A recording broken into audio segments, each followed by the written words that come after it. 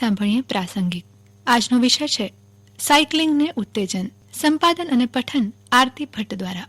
એક જમાનામાં તમે મોટા થઈ ગયા છો એનું પ્રતીક હતી. કોઈ પણ ટેકા વગર તમે સાયકલ ચલાવવાની ક્ષમતા કેળવો એ તમારી આઝાદી હતી. પહેલા ફ્રેમની ઉપર નાની ગાદી અને ત્યારબાદ પાછળ કેરિયર ઉપર સવારી કરીને પોતાના પિતા અથવા તો કોઈ વડીલ સાથે સાયકલ પર આંટો મારવો એ કોઈ પણ બાળક માટે બહુ મોટી અને રોમાંચક ઘટના હતી. ઉચ્ચ મધ્યમ વર્ગના બાળકો એક દિવસ પોતાની પાસે પણ સરસ મજાની સાયકલ હશે એવું સ્વપ્ન સેવતા મોટા થતા હતા. સાયકલ છેક 1990ના દાયકા સુધી સૌથી વધારે ઉપયોગમાં લેવાતું વાહન હતું, જે ગામડાને શહેરો સાથે જોડતું દૂધવાળાથી માંડીને ટપાલી સુધીની સાયકલની ઘંટી એમના આગમનની જાણ કરતી રણકતી રહેતી. આજે આ બધું ભૂતકાળ બની ગયું છે.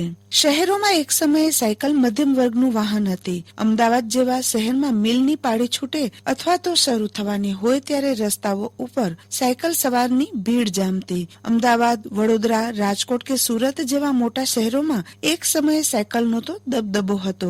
નાના કેન્દ્રમાં કોઈની પાસે સાયકલ હોય એ તો બહુ મોટી વાત કહેવાતી. ગામડામાં કોઈ સાયકલ લાવે તો લગભગ આખું ગામ એની ચર્ચા કરતું. માર્ચ 2020 પછી કોવિડના કેસોમાં જે ગતિએ વધારો આવ્યો અને સાથોસાથ લોકડાઉનના કારણે મોટી ક્લબો અથવા તો જિમ્નેશિયમ બંધ થયા, તેને કારણે સાયકલની માંગમાં વધારો થયો છે.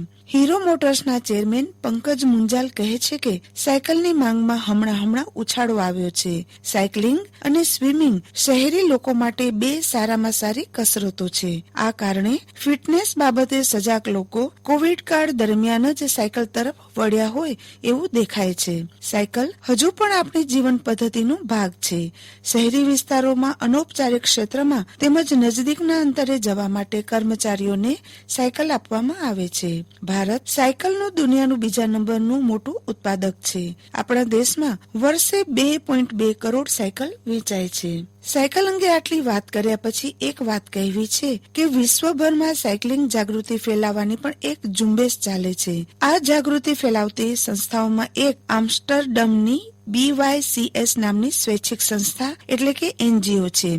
આ સંસ્થા ભારતમાં પણ એકમ ધરાવે છે. વ્યવસાય ડેન્ટિસ્ટ પરંતુ સાયકલિંગનો ગજબનો શોખ ધરાવતા વલસાડ સ્થિત ડોક્ટર ભૈરવીબેન જોશી ભારતીય એકમના CEO અને ડિરેક્ટર છે. ડોક્ટર જોશી વધુ ને વધુ લોકો સાયકલિંગ તરફ વળે તે માટે પ્રવૃત્ત છે.